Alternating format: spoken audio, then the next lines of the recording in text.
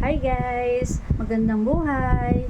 So, nandito tayo ngayon para pag-usapan yung paano ba yung paglalagay ng pangalan o pag-encode ng pangalan sa Zipgrade. So, yung Zipgrade kasi ay isa sa talagang napakalaking bagay no para sa mga guro, lalong-lalo na talaga sa guro.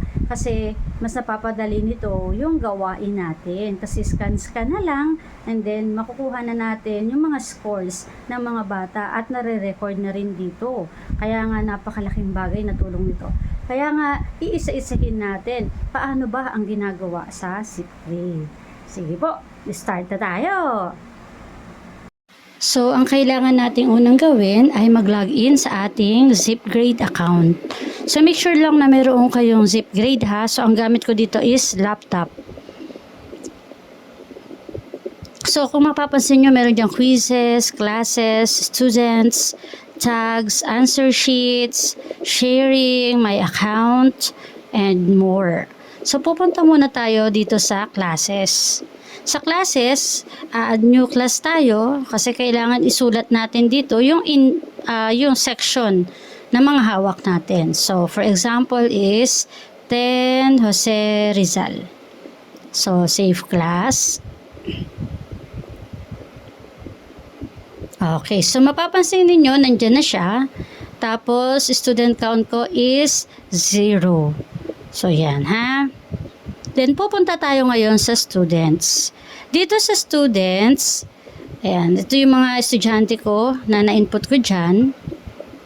Okay, sa students, mag-a-add new student tayo. Yung student ID, yan yung code, pwede yung ibigay sa mga bata. So, hindi to kasya yung ano dito ha. Hindi kasya yung LRN ng mga bata. So, start ako sa 500 kasi nga meron ako before na mga nagawa. So, lagay ko lang yung first name, last name, then yung student ID, huwag kakalimutan. I-click natin kung anong section yung bata na yan. And then, save student. Okay, so dito na makikita natin lahat ng entries ng mga student natin. Nilagay ko dyan all para makita lahat. Okay, pero nakalimutan ko. Gusto ko i-ano natin siya, yung start tayo sa 1 hanggang sa pinakadulo. So makikita na natin yung number 500. Ayan. Section 10, Jose Rizal. So ganun lang kadali. Isa-isahin lang natin talaga. Okay na po. Yan sa classes, makikita natin meron ng student count 1. Nandiyan na siya. So, yun lang. Salamat.